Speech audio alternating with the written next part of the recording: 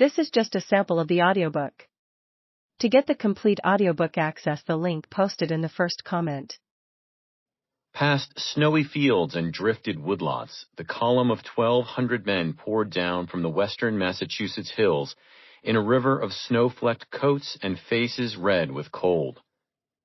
Their orderly lines bristled with muskets and clubs and flags on staffs, as the men's feet churned the snow in time with marching songs that issued from rattling drums and piercing pipes.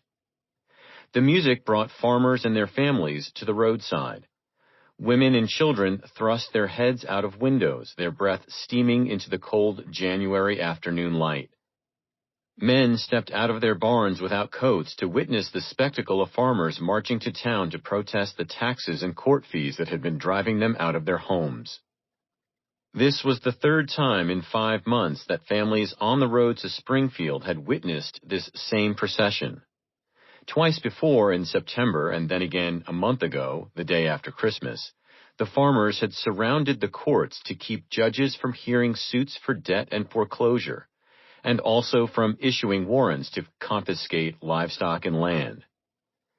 For the past 5 months, as protesters throughout Massachusetts had closed courts from Concord outside of Boston to Great Barrington on the other side of the Berkshires, cash-poor farmers in all the states up and down the Atlantic coast had followed the news of these protests in the newspapers.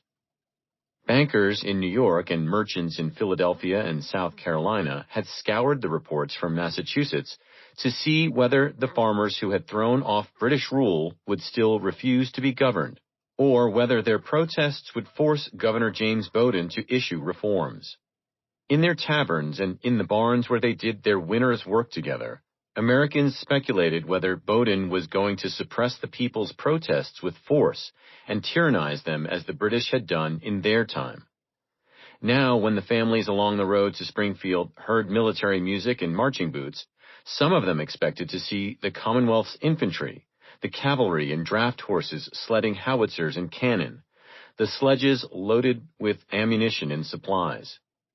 For the papers had reported that Bowdoin was sending General Benjamin Lincoln west with an army of 3,000 men charged with imposing order on his unsettled state. The drums did not belong to the army. It was the farmers who had waded down through knee-deep snow from hill towns 30 or 40 miles away. They were marching to the federal arsenal, where the American government maintained barracks and stockpiles of salt beef and fish, casks of flour and corn, in addition to thousands of muskets and cannon, gunpowder, ammunition, and bayonets. Farmers along the roadside shouted encouragements for the battle that must be inevitable now. But Shays' men and their officers answered from within their lines that they were not marching to Springfield to start a war. They said they were going to keep the arsenal's weapons from falling into Lincoln's hands. They were going to take control of the weapons themselves, and once they could balance their force against Lincoln's, they meant to draw out the peace while they negotiated reforms. Not all the men pledged themselves to peace, though. Some raised their voices to say that they would never allow their leaders to be arrested, and some cried out that they would rather die in battle than at the gallows.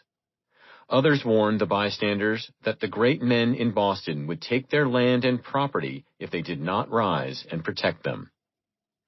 From windows along the road to Springfield, farmers and their families craned their necks, trying to gauge the farmers' mood by getting a glimpse of their leader, Captain Daniel Shays from Pelham. All the government proclamations and merchants' editorials blamed him for the disturbances and called the people Shaysites. In reality, dozens of men from various towns had signed the people's proclamations.